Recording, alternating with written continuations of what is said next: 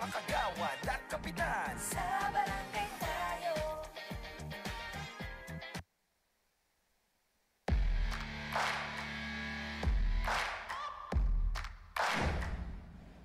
The views and opinions expressed by the host and guests are solely their own and do not necessarily reflect the views, policies, or positions of this television station, its management, or its affiliated network.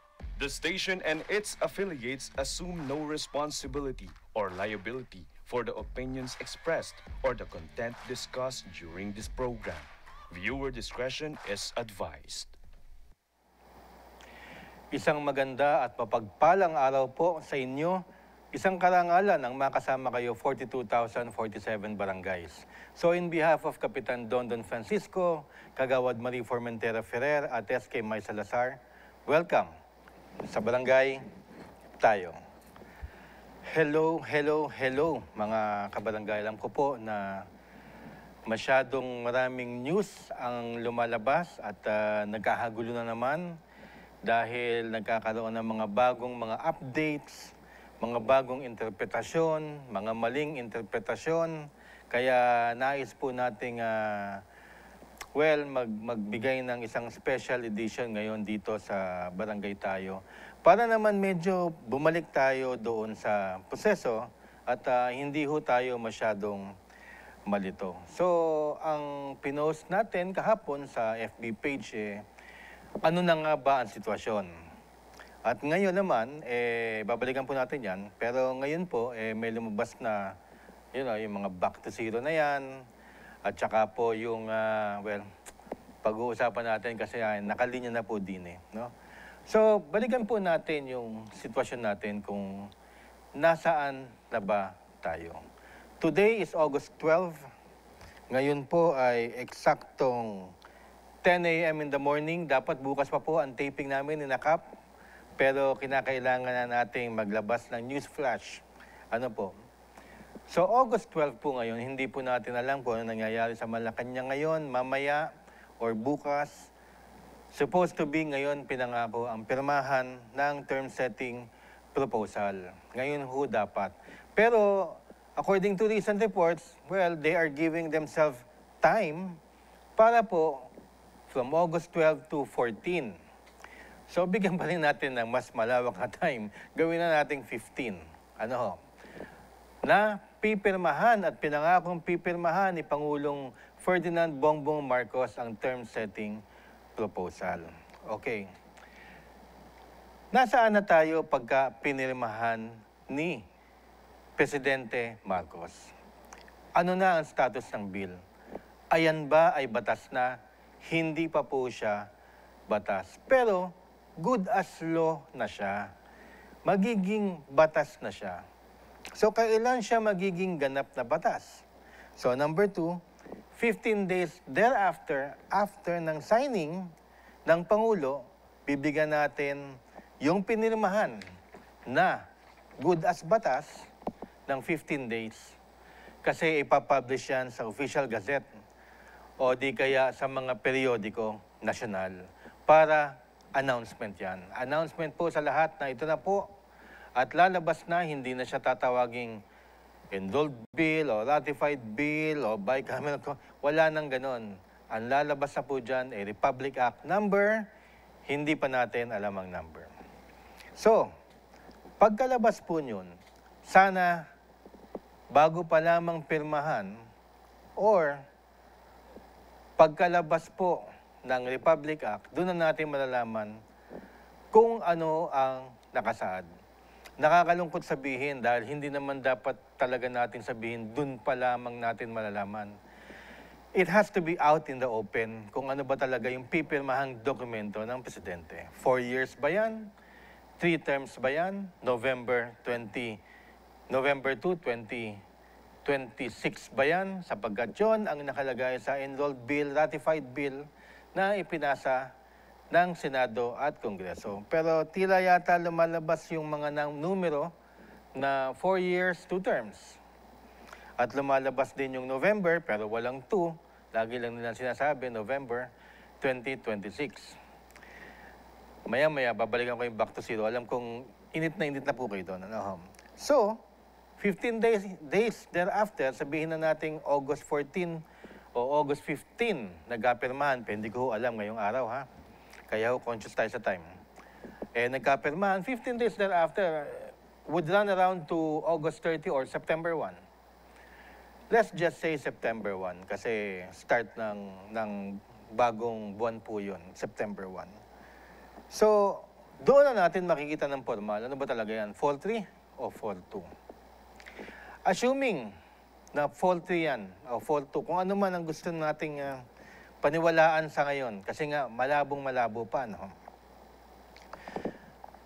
Doon pa lamang makakapag-file ng petition si Attorney Mac sa Supreme Court para kalabanin ang panukala na iyan. Hindi siya makakapag-file ng petition kung katatapos lamang pirmahan ng Pangulo. Kasi marami nagsasabing, pagkapirma, mag-file na yan. Hindi po. Sabi na rin ni Attorney Mac, hinihintay namin yung Republic Act number. Kasi doon nila pagbabasihan kung may mga unconstitutionality o kung may mga lihis sa proseso. Excuse me, kape tayo.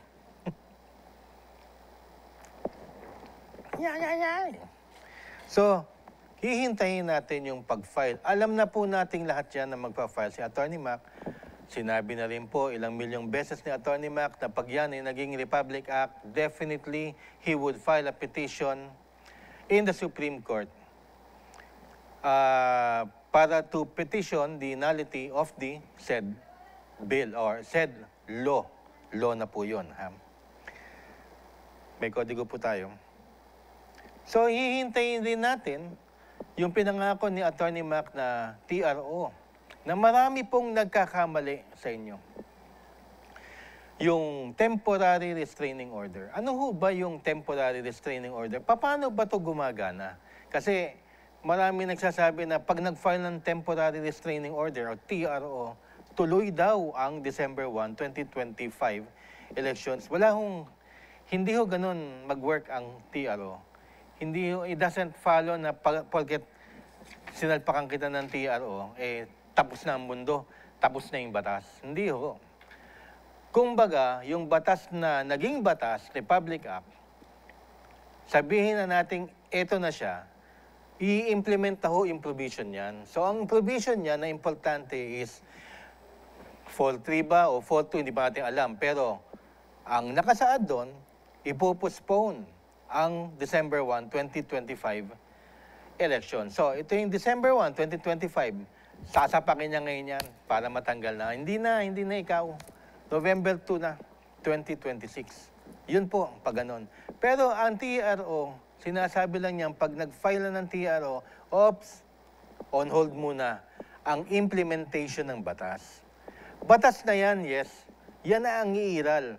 Pero habang may question si Attorney Mac sa Supreme Court na hindi pa nasasagot ng Supreme Court, sasabihin dun sa suntok na yon para mawala yung December 2025, wag mo munang sapakin, wag mo munang tanggalin, tigil muna yung pag-implement na yan, at tsaka mo itutuloy yan pag nag-decide na ang Supreme Court. Sana po, na-explain ko ng mabuti. Sana na-explain ko po ng mabuti yon. On hold po lahat.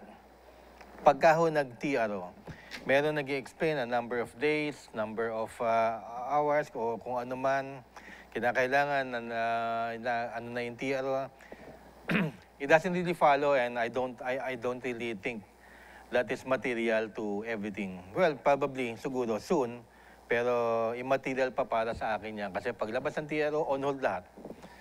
Kung hanggang kailan on hold yun, doon natin pag-uusapan. Pero wala pa pong TRO. So, magpa-file muna ng kaso bago ang TRO. I hope na na-explain ko ng mabuti, no? Kasi meron din akong nakalimutan na-explain kanina na yung marami nagtatanong na kung mga second termers daw, pwede pang tumakbo. Hindi ko maintindihan talaga kung bakit ako tinatanong ng ganon. Kasi wala naman ako nakitang ganon sa 4 years, 3 terms o kung anumang 4 years, 2 terms daw. Ang interpretation daw, may nagsabi sa akin, si Abner Asab, kung tama ang pagkakabanggit ko, pare, pasensya ka na. Na yun daw ay nakuha sa ibang vloggers at nakuha daw yun sa ibang page, FB page. At pinag-uusapan daw nila yon sapagkat nakalagay daw po sa batas, 4-2.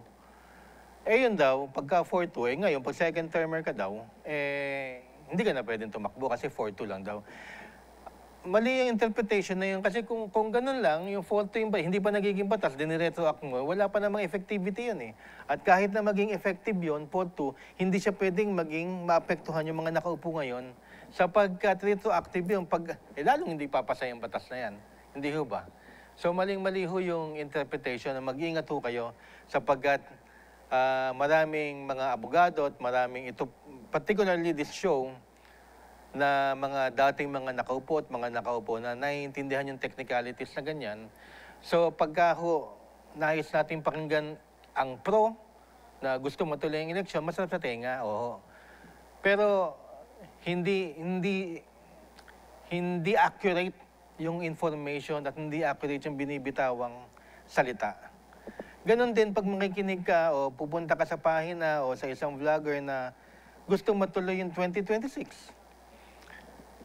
Pagka pro na ganon, may mga nabibigkas sila na para lang talaga bumagsak itong kinokontra nila. So, hindi pwedeng ganon. We have to look at both sides para maintindihan natin ang proseso at ang batas.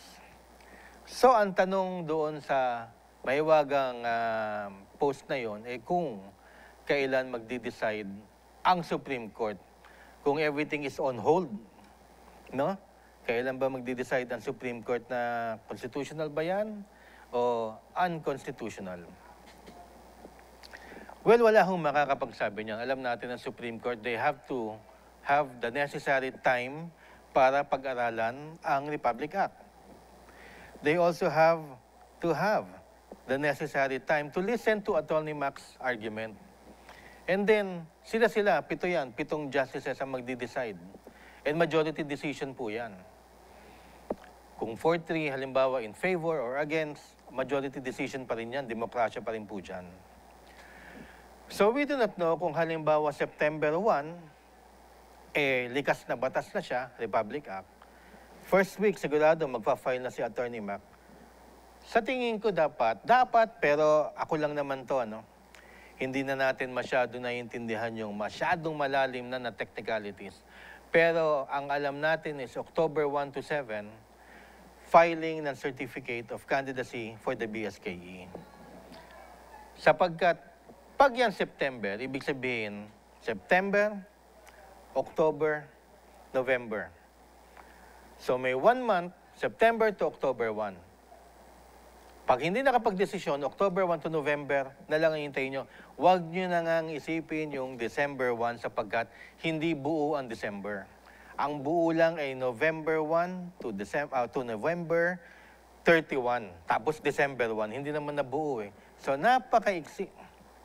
We are talking about 3 months time before the election. Parang November 32 lang yan. So 3 buwan. Inabot nga ng, I think, more than 6 months to a year.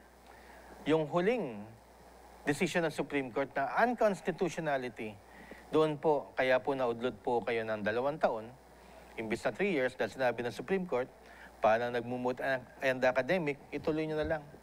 So ito yung date ng election ninyo. So, pupunta na ho tayo din sa napaka-importanting tanong ngayon at lumabas po sa news. Excuse me again. Ayon sa DZMM, at maraming salamat po sa inyo at pinagkunan po natin kayo ng balita, kay Attorney Alberto Agra, who is an election lawyer, na ang basa niya sa pipirmahan ng Pangulo, 4 years, 2 terms, na tama nga naman, laging sinasabi, binigas na po ni DILG Chief Remulla at of course ni COMELEC Chairman Garcia na 4 years, 2 terms nga. Pero nagdagdag siya ng kolatilya na ito daw ay back to zero. And kung back to zero po yan, even third termers, back to zero, pwedeng tumakbo. Yan yung usapan. panoodin niyo po yung video, kompletong-kompleto po. And I think, as an election lawyer, si Attorney Agra, siguro, mas malawak ang kanyang contacts, ang kanyang mga bubwit, at siguro nakita niya yung mga provision na yon na pipirmahan ng Pangulo. Ang tanong ko lang naman dyan, paano ba nangyari yon? Meron ba akong na-miss? Meron ba tayong hindi naabangan sa proseso? Kasi kung babalikan natin lahat, ang ratified bill o enrolled bill hindi pwedeng baguhin ng Pangulo. At ang ratified bill na pinakawalan ng Senado at saka ng Kongreso into an enrolled bill, pagkabigay nila sa Malacanang, sinabi ho ng lahat ng news station, wag na lang kami, baka sabihin naman wag na lang din ho ako.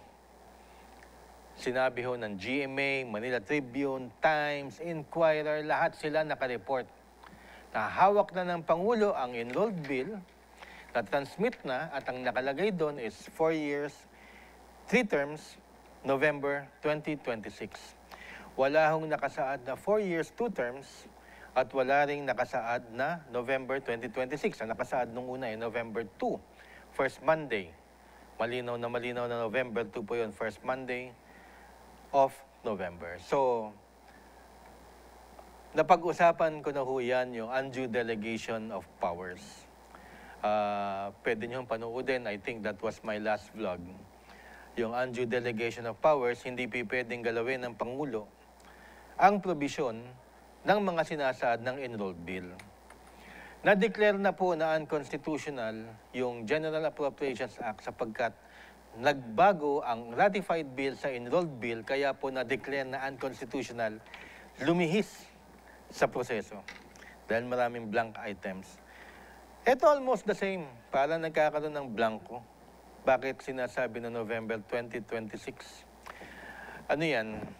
After, tsaka nyo lalagyan ng November 3 o 9. That would amount to undue delegation of powers.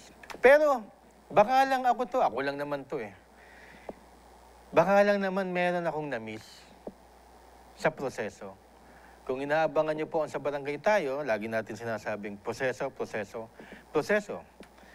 Baka lang naman meron tayong nalihis o nakaligtaan na proseso. Pero binabalikan ko rin, ang sabi sa GMA News na pinost namin sa FB page.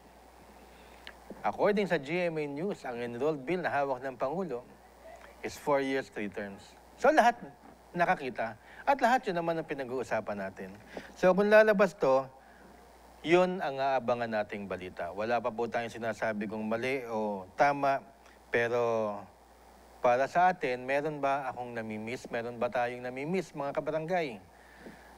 Yung mga abogado na dyan, pwede ho kayong mag-comment. So maraming salamat sa patuloy niyong pagsubaybay sa barangay tayo. Inayos lang po natin muna yung direksyon natin para hindi ho tayo nalilihis kung saan-saan. At maraming salamat sa inyong patience. Thank you very much. At sa ulitin, Dine, sa barangay tayo. Sa barangay tayo, ikaw at ako. Nagbibigay ng aral sa mga